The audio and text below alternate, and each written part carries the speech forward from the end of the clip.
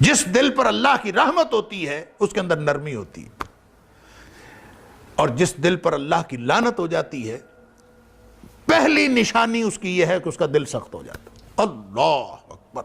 فَبِمَا نَقْضِهِمْ مِيثَاقَهُمْ لَعَنَّاهُمْ، بنی اسرائیل نے وعدے توڑے، ہم نے ان کے اوپر لعنت کر دی۔ وَجَعَلْنَا قُلُوبَهُمْ قَاسِيَةً، پہلا اثر یہ ہوا کہ ان کے دل سخت ہو، جب لعنت ہوتی ہے تو دل سخت ہو جاتا ہے۔ اللہ اکبر۔ فَهِيَ كَالْحِجَارَةِ، دوسری جگہ فرمایا یہ پتھروں کی طرح ہو گئے، او اشد قسوہ، بلکہ پتھروں سے بھی زیادہ سخت۔ پتھر کے اندر نرمی ہوتی ہے اور لعنتی دل کے اندر نرمی نہیں ہوتی، یعنی دل جس کے اوپر لعنت ہوئی ہو وہ زیادہ سخت ہوتا۔ لوگ کہتے ہیں رونا نہیں آتا، نماز پڑھتے ہیں دعا کرتے ہیں رونا نہیں آتا، کعبۃ اللہ میں بیٹھے ہوتے ہیں رونا نہیں آتا۔ اس بات پر روئیں کہ دل سخت ہو گیا ہے۔ دل کی نرمی رحمت کی علامت ہے اور دل کی سختی لعنت کی علامت ہے۔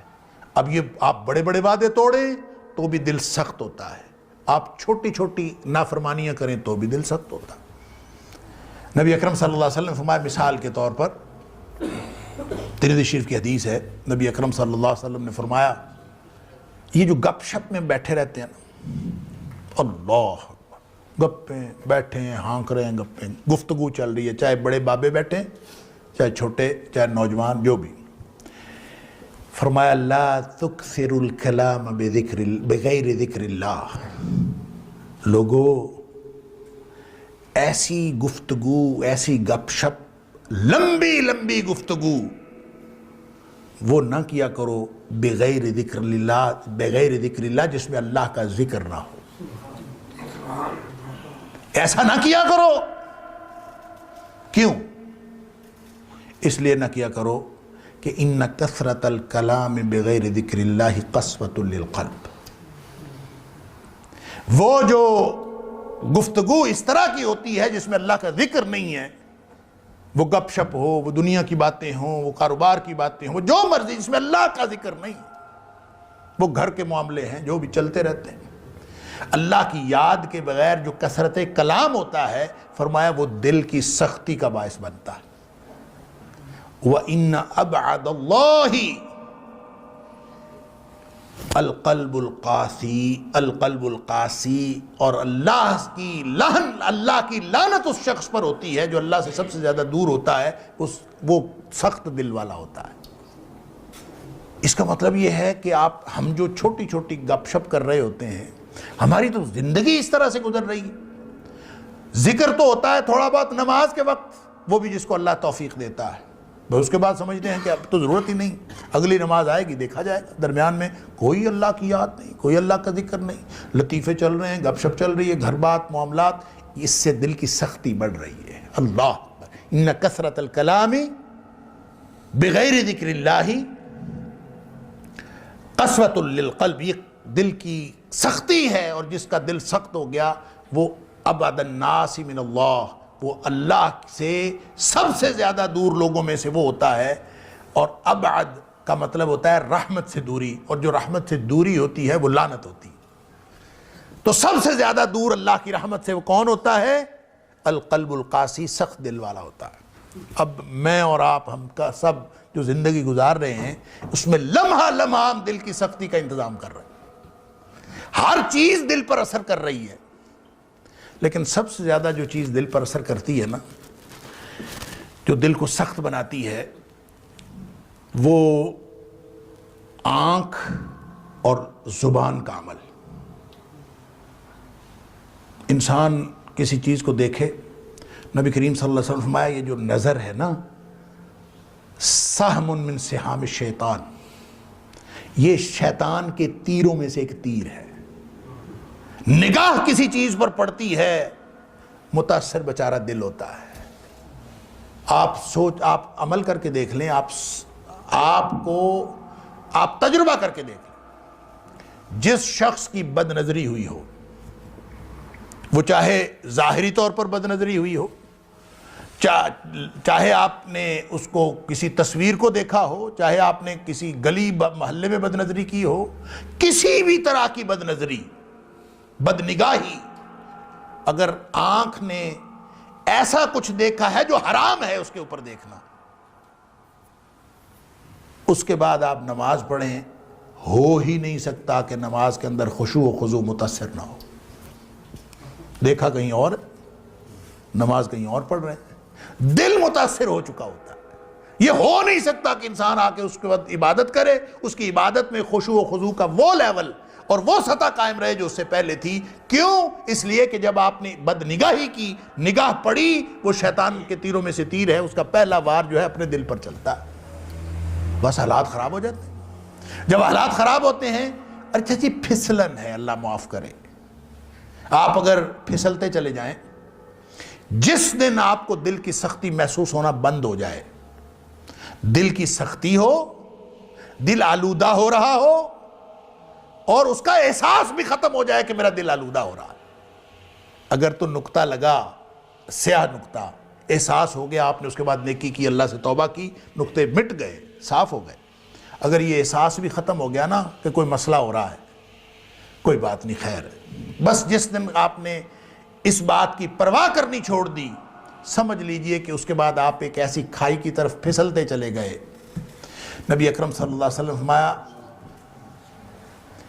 حجبت الجنت بالمکارہ وحجبت النار بالشہوات۔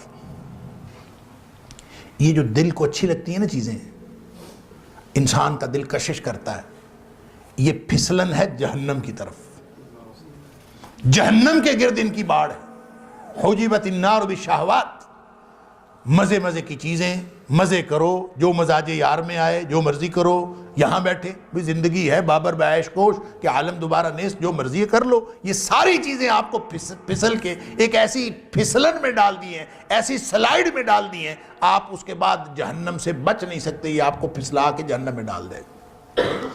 حجبت الجنت بالمکارہ، جنت میں جانا ہے تو نفس کو لگام ڈالنی پڑے گی، مکروہات نفس، دل کو مشکل لگتے ہیں کام، اس کو مائل اور قائل کرنا پڑتا ہے، اور مائل قائل کر کے بڑی مشکل سے، کب آسان ہے بھائی؟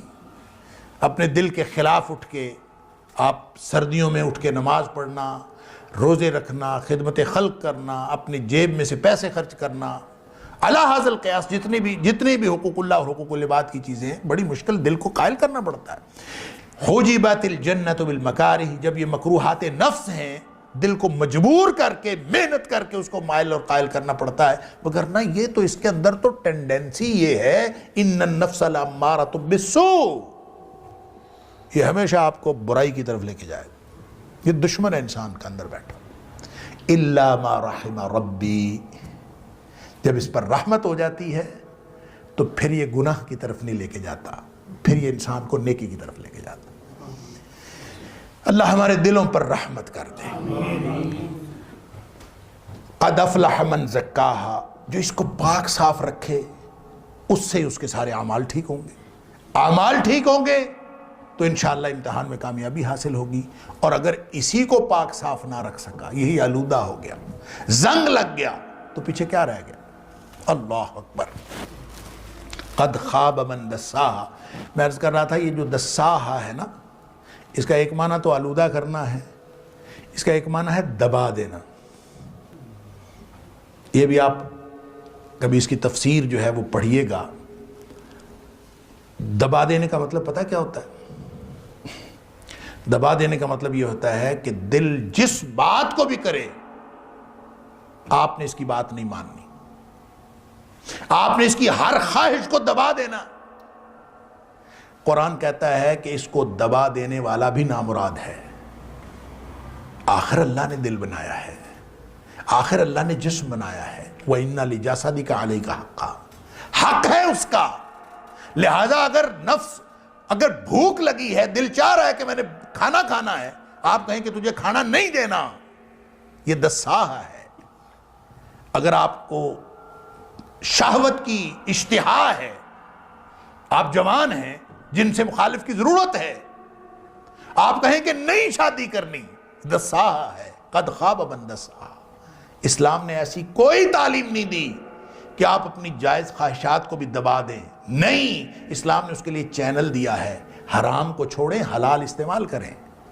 اللہ نے کوئی چیز ایسی نہیں رکھی جس کے لیے حلال کا کوئی راستہ نہ رکھا ہو، اور اگر آپ کا دل کرتا ہے آپ حرام کام چھوڑیں، حلال کا راستہ اختیار کریں، وہ حلال کا راستہ اختیار کر کے جب خواہش نفس پوری کریں گے تو اس میں بھی ثواب ہوگا۔ نبی پاک صلی اللہ علیہ وسلم فرمایا فی بضع احدکم صدقہ، تم اگر تعلق زوجیت قائم کرتے ہو تو اس میں بھی ثواب ملتا ہے۔ صحابہ حیران ہو، ایک آدمی خواہش نفس پوری کرتا ہے اس کو ثواب کیسے ملتا ہے؟ اللہ اکبر۔ نبی اکرم صلی اللہ علیہ وسلم فرمایا اگر وہ حرام کاری کرے تو گناہ نہیں ملے گا؟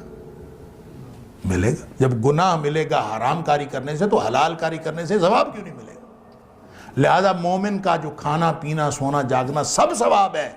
یہ سوتا ہے اپنے آرام کے لیے، جسم کے آرام کے لیے، چونکہ وہ مومن ہے، چونکہ اس نے اپنے سارے معاملات کو حلال کے دائرے میں محدود کر لیا ہے اور حرام سے بچنے کا تہیا کر رکھا ہے، اس لیے اس کا سونا جاگنا بیٹھنا اٹھنا سب ثواب بن جاتا ہے۔ لہٰذا اس جسم کو، اس دماغ، اس دل کی خواہش کو دبانا مقصود نہیں ہے، اس کو اس راستے پر رکھنا مقصود ہے جو راستہ اللہ اور اس کے رسول صلی اللہ علیہ وسلم نے دیا۔ دیکھیں سادہ سی بات ہے، اللہ تعالیٰ نے قرآن میں فرمایا کہ تم ایسا کرو کہ میں نے دل ایک صاف ستھرا ایک سٹینڈرڈ پہ تمہیں دیا، تم ایسا کرو کوئی نیا کارنامہ سر انجام نہ دو، کچھ بھی نہ کرو، صرف وہ دل اسی حالت میں میرے پاس واپس لے آؤ، کم از کم اس کو گدلا تو نہ کرو، کم از کم اس کو آلودہ تو نہ کرو، اس کو آلودگی سے بچا کر ویسا ہی میرے پاس لے آؤ۔ اللہ اکبر۔ یوم لا ینفع مال ولا بنون الا من اتى اللہ بقلب سلیم۔ فرمایا اس دن نہ مال کام آئے گا نہ بیٹے کام آئیں گے، کام یہ آئے گا کہ صحیح سلامت دل واپس جا کے اللہ کے سامنے سپرد کرتا ہوں۔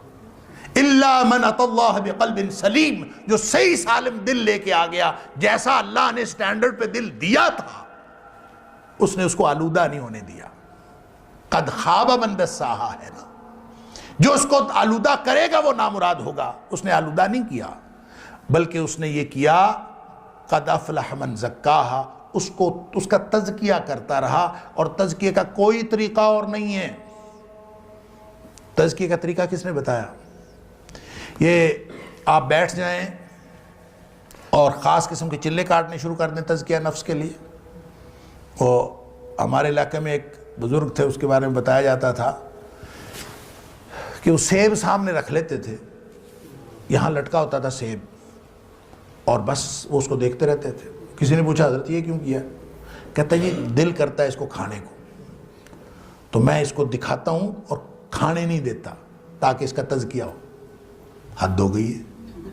اللہ کریم نے کھانے کے لیے حلال طیب رزق دیا ہے، اور اس کے لیے آدمی اپنے آپ کو اس کو تزکیہ نفس کہے، یہ تزکیہ نفس نہیں ہے، یہ قد خواب من دساہا ہے۔ تزکیہ کیسے ہوگا؟ لقد من اللہ علی المؤمنین اذ بعث فیہم رسولا من انفسہم یتلو علیہم آیاتہ ویزکیہم۔ تزکیہ کا طریقہ اور تزکیہ کرنے کے لیے نبی اکرم صلی اللہ علیہ وسلم تشریف لائے، لہٰذا ہر وہ چیز، ہر وہ بات تزکیہ کی ہے جو نبی پاک صلی اللہ علیہ وسلم نے بتائی، اس سے دل کا تزکیہ ہوتا۔ اور اگر انسان کوئی اور کام کرے جو خود ساختہ ہو تو تزکیہ نہیں ہوتا، اس سے دل مزید آلودہ ہوتا ہے، یا اس کو اس کے سارے کے سارے جو خیالات ہیں ہم اس کو دبا دیں گے، حلال جذبوں کو بھی دبا دیں گے، تو یہ بھی آپ کے لیے نامرادی کا باعث بن سکتا ہے۔ اللہ تعالیٰ معاف فرمائے۔ آخری حدیث عرض کر کے میں بات اپنی مکمل کرتا ہوں۔ نبی اکرم صلی اللہ علیہ وسلم نے ایک دفعہ یہ فرمایا، اب دیکھیں پورا کا پر دار و مدار جو ہے وہ نفس پر ہے۔ اللہ اکبر۔ اور نفس کو ہر چیز آلودہ کر رہی ہوتی ہے۔ میں نے عرض کیا کہ زبان اور آنکھ سب سے زیادہ آلودہ کرتی ہے، سارے اعمال آلودہ کرتے ہیں لیکن سب سے زیادہ یہ ہے۔ اور زبان کے اوپر تو اللہ اکبر، نبی اکرم صلی اللہ علیہ وسلم نے فرمایا زبان جو ہے نا، یہ تو صبح صبح جب انسان اٹھتا ہے نا تو سارے کے سارے انسان کے جو اعضاء ہیں تو کفر اللسان، یہ زبان کی منتیں کرتے ہیں. صبح جب انسان اٹھتا ہے تو سارے کے سارے جو اعضاء ہیں یہ اعضاء انسان کی زبان کی منت کر رہے ہوتے ہیں، اس کو کہہ رہے ہوتے ہیں کہ تو ہمارے بارے میں اللہ سے ڈرتی رہنا، اس لیے کہ تو اگر سیدھی رہی تو ہم سارے سیدھے رہیں گے، اور تو اگر خراب ہو گئی تو ہم سب بگڑ جائیں گے، تو اگر ٹیڑھی ہو جائے گی تو ہم بھی ٹیڑھے ہو جائیں گے. گویا زبان کی وجہ سے انسان کے سارے اعمال بگڑتے ہیں، اور اس کا مطلب یہ ہوا کہ آنکھ اور زبان یہ سب سے زیادہ دل پر اثر انداز ہوتے ہیں. اللہ تعالیٰ معاف فرمائے. ایک لفظ، ایک کلمہ انسان کے دل کو آلودہ کر سکتا ہے. تو نبی اکرم صلی اللہ علیہ وسلم فرمایا کہ یہ جو دل ہے نا، اس کو زنگ لگ جاتا ہے. ان القلوب لتصدع كما يصدع الحديد اذا اصابه الماء. دلوں کو زنگ لگ جاتا ہے جس طرح پانی میں لوہا پڑا رہے تو اس کو زنگ لگ جاتا ہے، اسی طرح دل کو بھی زنگ لگ جاتا ہے. اور پانی میں لوہا پڑا رہے تو اس کو زنگ لگ جاتا ہے تو کیا ہوتا ہے؟ ناکارہ ہو جاتا ہے. جس طرح لوہا ناکارہ ہو گیا، اس کا مطلب دل بھی ناکارہ ہو گیا. دل میں سے نصیحت کا کرنٹ ہی پاس نہیں ہوتا، کچھ بھی نہیں ہوتا. زنگ جس چیز کو لگا ہوتا ہے، یہ جو تاریں ہوتی ہیں نا، بجلی کی تاریں، وائرز، ان کو زنگ لگ جاتا ہے. بعض اوقات سپارکنگ وغیرہ کی وجہ سے، وہ بعض اوقات پانی کی وجہ سے ان کو زنگ لگ جاتا ہے، کرنٹ نہیں پاس ہوتا اس میں سے. تو دل کو زنگ لگ گیا تو نصیحت کا کرنٹ پاس ہونا بند ہو گیا. تو تار تو ہم چینج کر لیتے ہیں، دل کیسے چینج کریں؟ دل تو وہی ہے، اب اس کو کیسے چینج کریں؟ زنگ لگ گیا. کما یصدع الحدید اذا اصابه الماء. تو دلوں کو زنگ لگ گیا، اور صحابہ کرام کو معلوم تھا کہ دل کو زنگ لگ گیا تو پورا جسم خراب ہو گیا. نبی پاک صلی اللہ علیہ وسلم نے خود فرمایا. تو پھر کیا کریں؟ ایک دل ہے، اسی کو زنگ لگ گیا، وہی خراب ہو گیا، تو اب کیا کریں؟ تو پریشانی ہوئی صحابہ کرام کو. تو عرض کیا اللہ کے رسول صلی اللہ علیہ وسلم، اب ظاہر دل تو نیا لگ نہیں سکتا، اب اس زنگ کو اتارنے کا کوئی طریقہ ہے؟ فرمایا وما جلاؤہا یا رسول اللہ صلی اللہ علیہ وسلم. اللہ کے رسول صلی اللہ علیہ وسلم، اس کو زنگ کو دور کرنے کا کوئی طریقہ ہے؟ کوئی منجن، کوئی ریگ مال کہ اس کو رگڑیں، ختم کر دیں، وہ تجلیہ نفس ہو جائے، پاکیزہ ہو جائے، اوصاف حمیدہ کو قبول کرنے کے لیے تیار اور آراستہ ہو جائے؟ کوئی ہے طریقہ؟